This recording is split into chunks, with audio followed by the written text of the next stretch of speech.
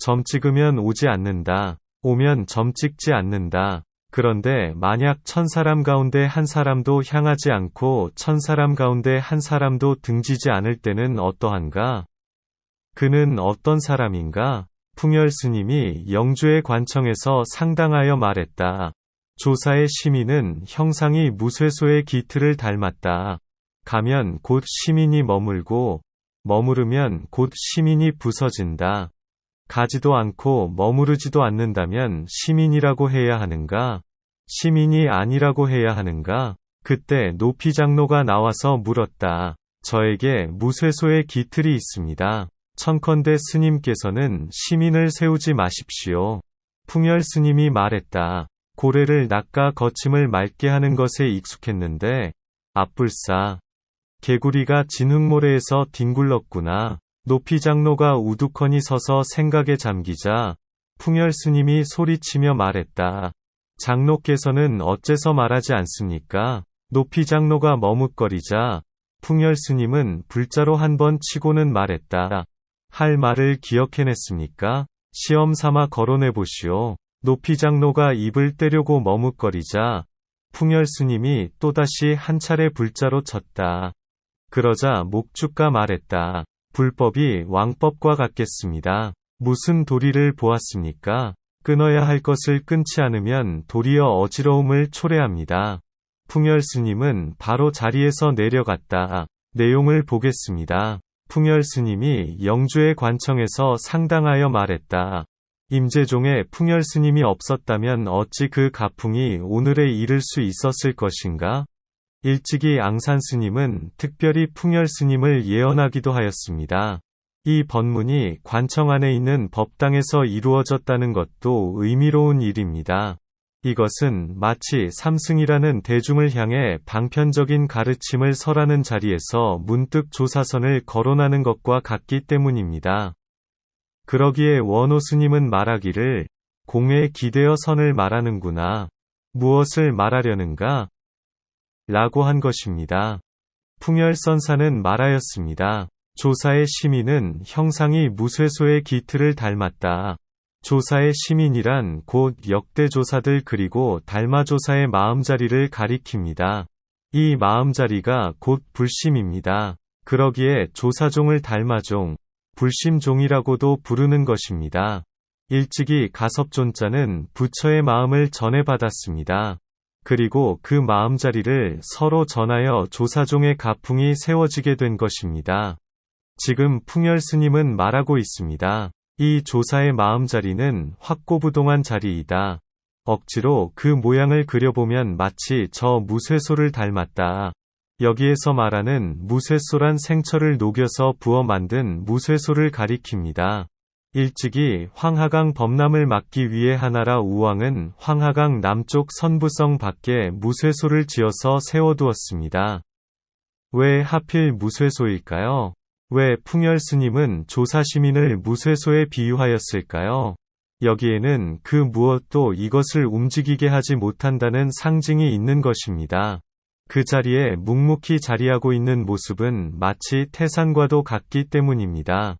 이것은 곧 조사의 마음자리를 상징적으로 표현하는 말인 것입니다. 어떤 수행자가 가행도를 거쳐 무간도에 이르고 마침내 이 자리에 이른다면 이 자리가 확고부동하다는 것을 알 것입니다. 이 마음자리는 곧 진공을 말합니다. 그 성품이 영원하고 변하지 않기에 참되다고 하고 형상과 모양의 장애가 없기에 공하다고 하는 것입니다. 원호 스님은 말하기를 1000사람 만사람이 흔들어도 움직이지 않는다. 왜곡이 어디에 있는가? 사묘의 도장을 여는데 칼끝을 범해서는 안 된다라고 하였습니다. 1000사람 만사람이라고 한 것은 일체의 모든 사람과 관련이 있다는 것입니다. 번부 성문 연각 보살 등 이 모든 자들이 다 달려들여도 끝내 어쩌지 못한다는 것입니다. 그리고 모두는 결국 여기로 돌아가게 된다는 것입니다. 왜곡이 어디에 있는가라고 한 것은 입을 대기만 하면 이미 왜곡을 피할 수 없다는 것입니다. 이 자리는 원래 무의 가운데 무의하다는 것을 표현하는 것입니다. 사묘에 도장을 여는데 칼끝을 범해서는 안 된다라고 한 것은 이 마음자리를 가지고 삼천리 밖에서 잘못 거론해서는 안 된다는 것입니다. 풍열 스님은 말합니다. 가면 곧 시민이 머물고 머무르면 곧 시민이 부서진다. 참고로 장견각 번역의 벽암록에서는 여기에 대해 도장을 떼면 집착하는 것이고 찍으면 망가진다 라고 번역하고 있습니다. 가면 곧 시민이 머물고라고 했는데 저가는 주체는 누구일까요? 바로 지금 이 번문을 듣고 있는 자들 모두를 가리키겠습니다. 곧 그대들이 떠나가면 곧 시민이 머물게 될 거라는 것입니다. 떠나간다는 것은 곧 분별사량을 떠나고 인위적으로 공들여 닦는 단계를 뛰어넘는 것을 말합니다. 시민은 반드시 자연스러움에 내맡기는 곳에 자리하게 된다는 것입니다. 머무르면 곧 시민이 부서진다는 것은 배우고 익히는 과정, 내지는 배움을 끊는 단계에 머물러서는 시민이 아직 자리하지 못한다는 것입니다. 여기에 대해 원호 스님은 말하기를 바른 법령이 시행되었다. 어긋났구나 라고 하였습니다. 어긋났구나라고 한 것은 지금 이렇게 이러쿵저러쿵 구구하게 설명하는 자체가 어줍잖은 짓이라는 것입니다. 그런데 풍열선사는 여기에서 반전을 보입니다. 그렇다면 가지도 않고 머무르지도 않는다면 시민이라고 해야 하는가? 시민이 아니라고 해야 하는가? 왜 이 구절이 필요할까요? 이미 시민을 얻었는데 왜 다시 이런 말이 필요할까요? 이것은 단지 사람을 떠보는 말일까요? 아니면 다른 뜻이 있을까요? 일찍이 석가세존께서는 49년 동안 한마디도 한 적이 없다고 하셨으며 법화회상에 이르러서는 삼승을 향하여 일승법을 보이셨습니다. 또한 옛 사람은 말하였습니다. 찬 바위를 지키지 않아야 기이한 풀이 푸르고 흰 구름에 앉아서는 기틀이 묘하지 않다. 그때 높이 장로가 나와서 말했습니다. 저에게 무쇠소의 기틀이 있습니다. 저 대중 가운데는 이 말을 알아듣는 사람이 있었습니다. 그는 곧장 앞으로 튀어나와서 한 차례 내질렀습니다. 청컨대 대사께서는 시민을 세우지 마십시오. 시민을 세우지 마십시오라고 한 것은 풍열 스님의 그러한 말에는 왜곡이 있다는 것입니다. 그러니 부디 시민을 입에 담지 말라는 것입니다. 여기에 대해 원호 스님은 말하기를 좋은 이야기이다. 이미 왜곡이 있었음을 어찌할 것인가라고 하였습니다. 그러자 풍열 스님은 말했습니다. 고래를 낚아 거침을 맑게 하는 것에 익숙했는데 앞불사 개구리가 진흙모래에서 뒹굴렀구나. 거침이란 큰 호수 큰 바다를 뜻합니다. 크게 땅이 꺼진 곳에 물이 차 있는 것을 말합니다. 지금까지 풍열 스님은 고래가 잔잔한 바다를 휘젓고 다니며 물결을 일으키고 천길의 파도를 일으키는 것을 바로잡아왔다고 말하고 있는 것입니다. 익숙하다고 한 것은 그런 자들이 매우 빈번했다는 것입니다. 그렇지만 바로 지금과 같은 상황은 매우 드물게 만난다는 것입니다. 따라서 지금 전혀 뜻밖으로 진흙바닥에서 폴짝폴짝 뛰고 있는 개구리를 만났다는 것입니다.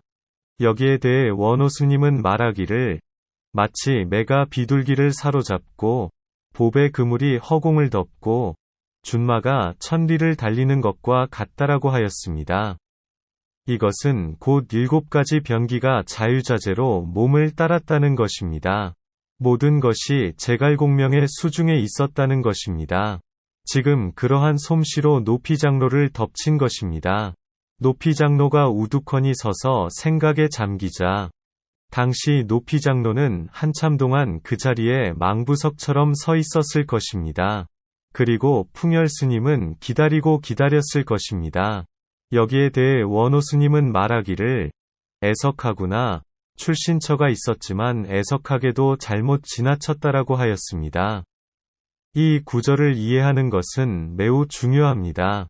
이것을 모르면서 조사 시민을 거론할 수는 없습니다. 흔히들 높이 장로를 크게 잘못 이해하고 있습니다. 높이 장로에게 출신처가 있다는 것은 마치 연꽃이 물속에 있는 것과 같겠습니다. 검은 콩에 아직 싹이 나지 않는 것과 같은 것입니다. 풍열 스님은 높이 장로가 대답하도록 충분히 기다렸지만 끝내 대답을 하지 못하자 마침내 한마디를 던집니다. 풍열 스님이 소리치며 말했습니다.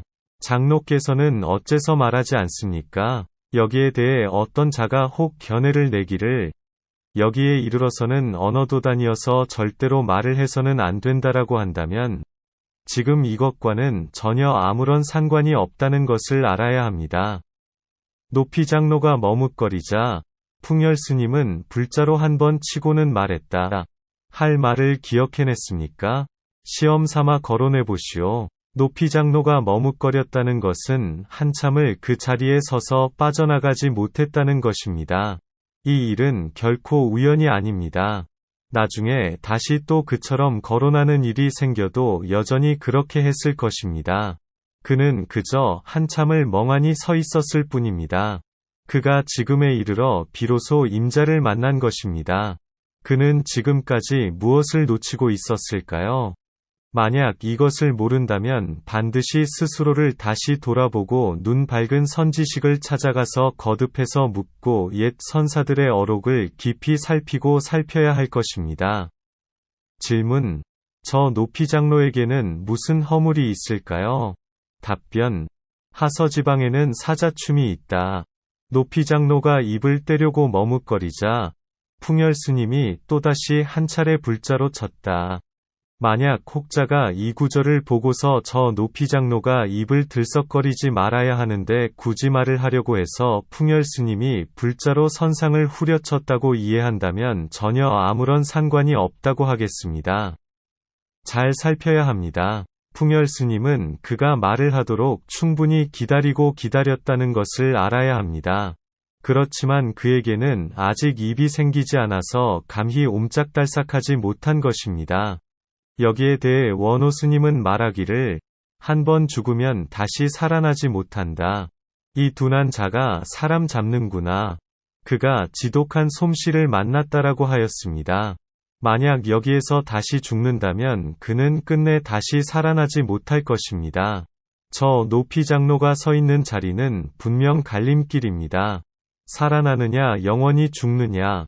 다시 살아나지 못한다고 한 것은 만약 그렇게 된다면 부처도 어쩌지 못한다는 것입니다. 높이 장로가 결국 살아나지 못하자 결국 풍열 스님은 마무리를 합니다. 한 차례 불자로 선상을 후려쳤습니다. 그러자 목주가 말했다. 불법은 왕법과 같겠습니다. 무슨 도리를 보았습니까? 끊어야 할 것을 끊지 않으면 도리어 어지러움을 초래합니다.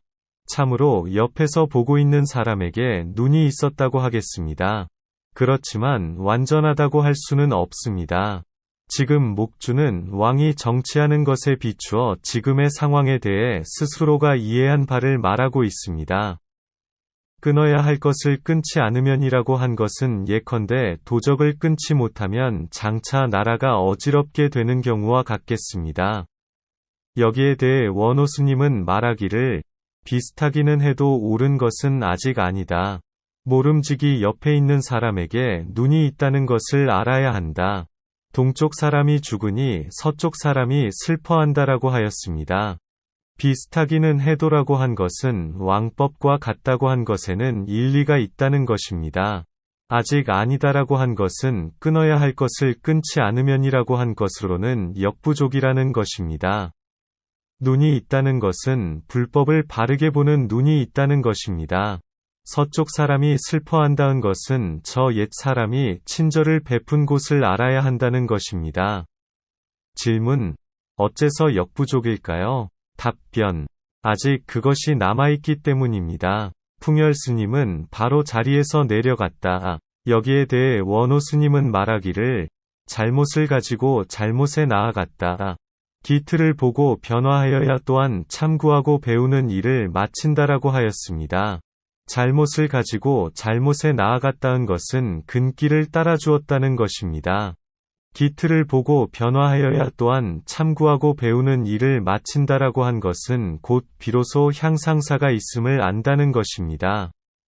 여기에 대해 설두 스님은 노래하였습니다. 높이를 사로잡고 무쇠소에 올라탔으니 사면의 창과 갑옷은 가볍게 대할 게 아니다. 초나라 왕성 아래에 물이 모여드는데 악! 하고 소리치니 도리어 거꾸로 흐른다. 하나하나 살펴보도록 하겠습니다. 높이를 사로잡고 무쇠소에 올라탔으니 어째서 높이장로는 지극함에 나아갔어도 도리어 사로잡히고 말았을까요?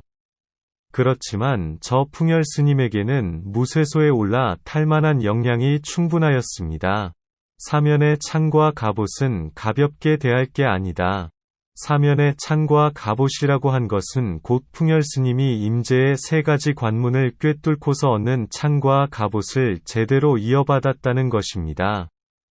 사면이란 곧 임재선사가 학인을 이끄는 세 가지 구절 즉 세 가지 관문을 가리킵니다.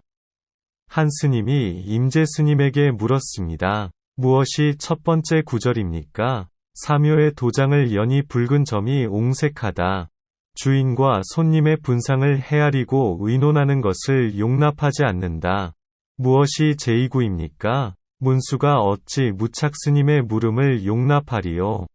구화로 유기를 끊는 것을 저버리지 않는다. 무엇이 제3구입니까? 선반 위에서 놀고 있는 꼭두각시를 보라. 끌고 당기는 것이 모두 안에 있는 사람에게 달렸다.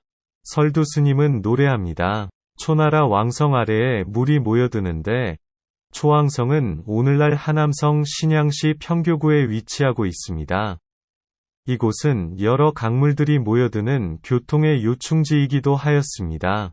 초나라 양왕이 여기를 도읍으로 정하고 성을 축조하였으며 전국시대에는 많은 전쟁이 이곳에서 일어났습니다.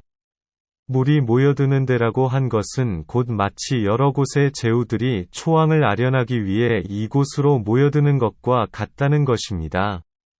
악하고 소리치니 도리어 거꾸로 흐른다. 악!